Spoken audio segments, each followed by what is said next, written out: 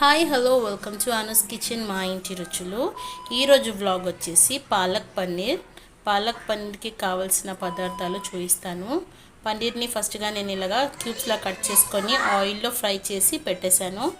అదే ఆయిల్లో 1 big size onion chop చేసి పెట్టాను, అది ఫ్రై అవుతోంది. పాలకూర ఎంత పాలకూర కావాలనో వాటర్ ఇలా కట్ చేసేసుకొని వాటర్లో బాయిల్ చేసి పక్కన పెట్టాలి. ఇది చల్లారాక ఇది ఇప్పుడు ఉడికిందండి. వాటర్ అంతా తీసేసి ఇందులో కొద్ది కూల్ వాటర్ వేసి పెట్టాలి.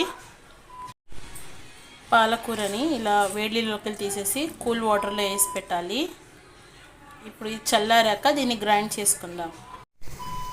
4 నుంచి 5 పచ్చిమిరపకాయలు ఇలా హాఫ్గా తెంచుకొని ఇందులో 1 బిగ్ టేబుల్ స్పూన్ ఆఫ్ జీలకర్ర పేస్ట్ అండి. ఇందులోనే కొద్దిగా దాల్చిన చెక్క, ఇలాచీలు అండి వేసి గ్రైండ్ చేయాలి. ఇందాక మనం పచ్చిమిర్చి వేసాం కదా, అందులోనే ఈ 3 టమాటోస్ నీట్గా వాష్ చేసి కట్ చేసి గ్రైండ్ చేయాలి. టమాటో వేసాం కదండి, జస్ట్ ఇలా కచ్చపచ్చలాగా గ్రైండ్ చేసుకుంటే సరిపోతుంది.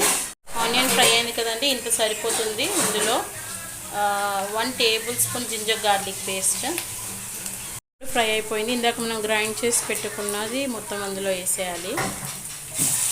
ఒక 5 మినిట్స్ ఇలాగే టమాటో పచ్చివాసన పోయేంత వరకు ఫ్రై చేసుకోవాలి. ఇప్పుడు చల్లారిన పాలకూరని గ్రైండ్ చేసుకుందాం. టమాటా ఫ్రై అయింది కదండి, ఇప్పుడు 1/2 టేబుల్ స్పూన్ ఆఫ్ పసుపు. ఇప్పుడు ఇందులోనే 1 టేబుల్ స్పూన్ చిల్లీ పౌడర్, ఇందులోనే 1 టేబుల్ స్పూన్ సాల్ట్. నేను చిల్లీ పౌడర్ తక్కువగా వేసాను, ఎందుకంటే దీంట్లో పచ్చిమిర్చి వేసాను కదా, అది స్పైసీ కాకుండా. గ్రైండ్ చేసి పెట్టిన పాలకూర అండి, ఇది ఇట్లా చల్ల వాటర్లో వేస్తే ఇలా డార్క్ గ్రీన్గా బాగుంటుంది. ఇప్పుడు ఇదంతా ఫ్రై అయింది, ఇందులో పాలకూర వేసుకుందాం.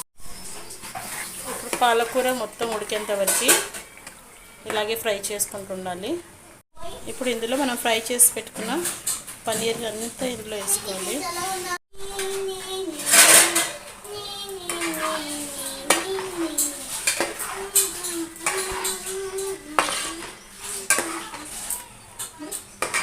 ఇప్పుడు ఇది ఒక 5 మినిట్స్ ఇలాగే ఉడికించాలండి. పన్నీర్ వేసిన తర్వాత వెల్లుల్లి గడ్డలండి ఇలా చిన్న చిన్న ముక్కలుగా కట్ చేసుకున్నాను. ఇలాంటివి 2 తీసుకున్నాను.